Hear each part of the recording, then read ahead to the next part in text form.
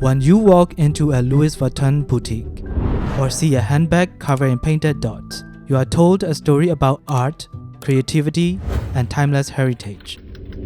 But if you look at the internal logic of the holding company that owns it, you will find something much colder. Bernard Arnault realized decades ago that selling objects has a limit, but selling existence doesn't. LVMH is no longer just a fashion conglomerate.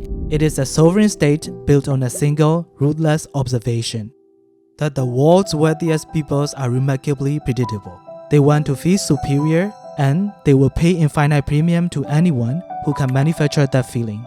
After a brutal, failed attempt to decapitate Gucci in 1999, a war that nearly destroyed his reputation, Arnault engineered a new kind of monopoly. He stopped trying to just own the closet and started buying the environment. He bought the hotels you sleep in, the restaurants you dine at, the magazines you read, and even the crocodile farms that feed the supply chain. Today, we are opening the shadow dossier. We are moving past the marketing gloss to dissect the predatory acquisition strategies, the Veblen pricing hacks, and the legal fortifications designed to lock his family in power until the year 2052. This isn't just about the fashion. It's about how one man systematically outmaneuvered an entire industry to become the richest person on earth.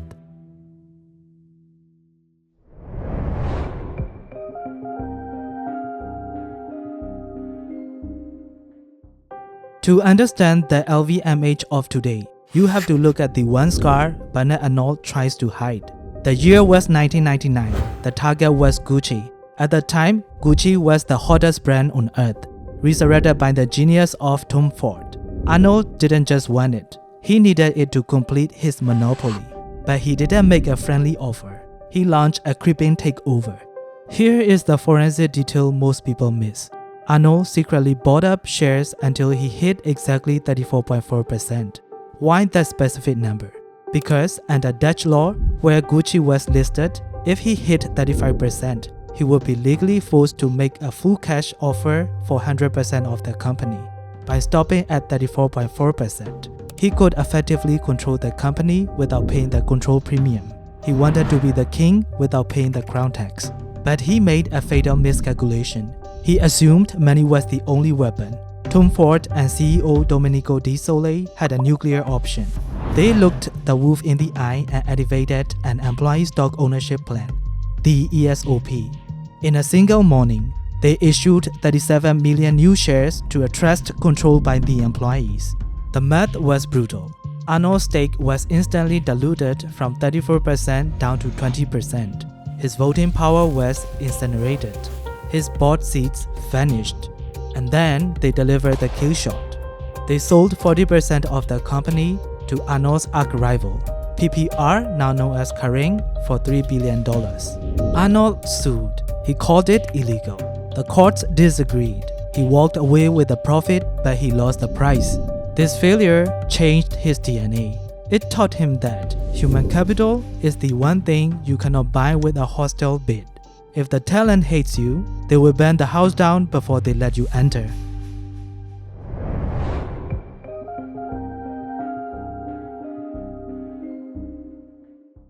So, if he couldn't steal Gucci, what did he do?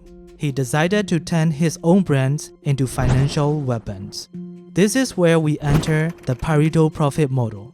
LVMH owns 75 brands, but let's be clear, most of them are just decoration. The data shows that fashion and leather goods, the Louis Vuitton and Dior, generate roughly 50% of the revenue, but nearly 75% of the operating profit. These two brands are the engine that fans the entire war machine. How do they keep these margins so high? They operate in a zone of economic anomaly called Veblen goods. In normal economics, when price goes up, demand goes down. In the Arnault's economy, when price goes up, demand goes up. To maintain this gravity-defying physics, they use three dark strategies. Strategy 1. Artificial scarcity. Rumors have circulated for years that LVMH bans unsold bags rather than putting them on sale. While they claim to focus on recycling now, the financial reports list a massive provision for depreciation. The logic is cold but sound. It is better to destroy a bag than to discount it. A discount tells the customer the bag is worthless. Fire tells the customer the bag is priceless. Strategy 2. The shadow waitlist. They have also industrialized the no. Using client profiling data, they yield manage handbags like an airline manage seats. If you are a tourist buying one bag, you are told, sorry, it's out of stock. But if you are a VIC, very important client, with a $100K spending history, the same bag magically appear from the back room. They use rejection to build desire, while saving the best inventory for the highest bidders. Strategy 3. The artification alchemy. Take the Yayoi Kusama collaboration. A standard bag costs roughly $1,500, but paint yellow dots on it. The price jumps to $2,800. Did the cost of production double? Actually no. Paint is cheap, but by collaborating with high art, Arnault detached the product from its material costs. He isn't selling canvas, but he is selling a cultural artifact. But to sell that art to the masses, they need a megaphone. They don't just rent artists, they rent empires. Look at their deal with Lisa from Blackpink. LVMH doesn't view her as a celebrity. They view her as a media channel with 100 million subscribers. The data shows that a single post from her generates millions in media impact value. It is mathematically calculated arbitrage. They are buying her audience for pennies on the dollar compared to traditional ad spend.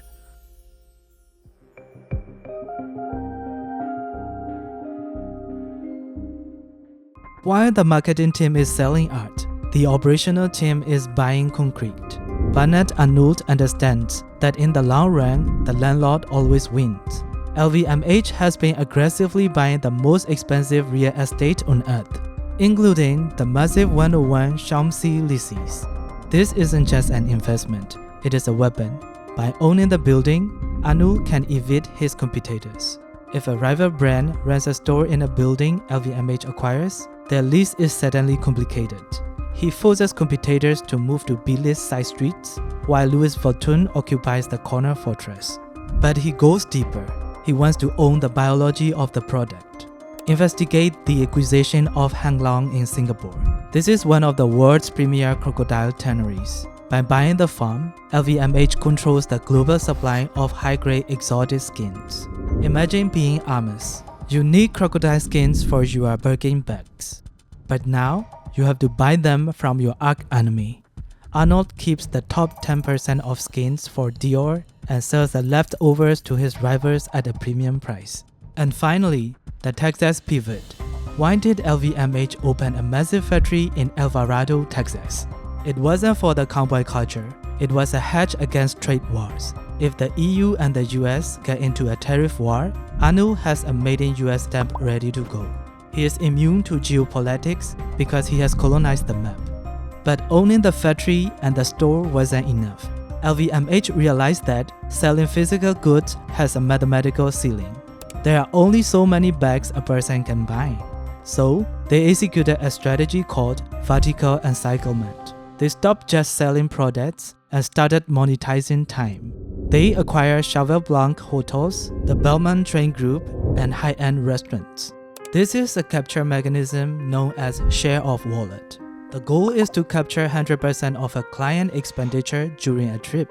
If you stay at an LVMH hotel, you are drinking LVMH champagne, wearing LVMH perfume, and shopping at the LVMH boutique in the lobby. Every dollar you spend, from the moment you wake up to the moment you sleep, never leaves the corporate balance sheet. Now, let's look at the thing they don't put in the annual report. The shadow playbook. First, media control. LVMH owns Les Echos, the financial newspaper of record in France. Why does a handbag maker need a newspaper? Because in a war of reputation, you need to own the printing press. It creates a PR iron dome that shields the family from critical investigations. Second, talent hoarding. How do you stop the next Tom Ford from rising? You pay them to do nothing. When a star designer leaves, LVMH often enforces ruthless non-compete clauses. They pay millions in retainer to keep designers on gardening leave for 1 to 2 years. They would rather bank cash than let a rival have the talent.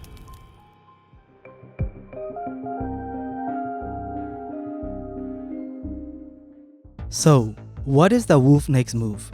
Based on the chatter in M&A circles and the quiet movements of his shadow capital, we can predict the next phase of the Arnault doctrine. It isn't about buying more fashion brands. The closet is full now. The next war will be fought on 3 new fronts. China is cooling down.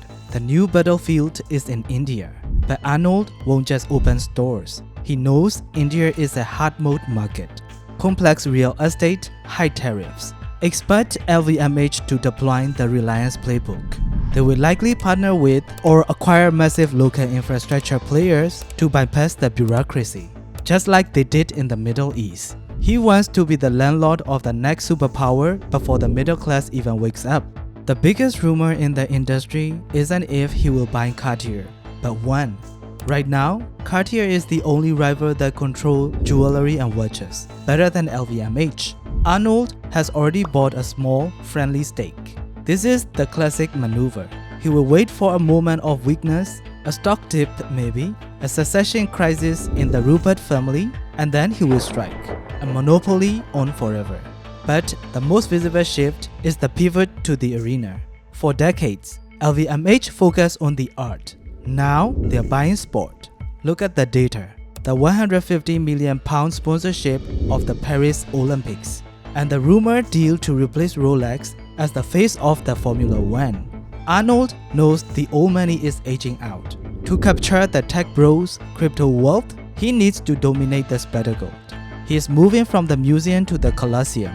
And finally, Arnault has the hidden tech play, the Aura blockchain. LVMH is quietly shipping millions of products with a digital twin. The official story, it is anti-counterfeiting. The insider story, it is the resale tax. If LVMH controls the digital certificate of authenticity, they can control the secondary market. Imagine a future where you cannot resell your bag on the real unless you pay a transfer fee to LVMH via smart contract. He is building a system where he earns a royalty on the bag every single time it changes hand forever. The plan is terrifyingly simple. Total life cycle capture. From your first workout, to your first vacation, to your wedding ring, to your funeral. Arnault isn't building a company. He is building a cradle-to-grave economy. Which brings us to the endgame. Bernard Arnault is 76 years old. He knows he is mortal, but the empire must be immortal. In 2022, he orchestrated his final legal masterpiece, Agake SCA. He restructured the family holding company into a commandite, a fortress that separates money from power. But the devil is in the bylaws. The shares cannot be sold. The family cannot cash out. He has legally locked his 5 children into the Game of Thrones that they cannot escape until 2052. For the next 30 years, the Arnault block will remain solid. No private equity raider can break them. No internet feud can dissolve them. Arnault's arc is terrifyingly simple. Don't just win the game, own the board. Don't just sell the product, own the crocodile farm. Own the building, own the newspaper, and own the law that governs your own succession. While other brands are fighting for customers, LVMH has already conquered the state of desire. So, stay calculated, and unless you enjoy paying 5,000% markup for painted canvas, stay insightful.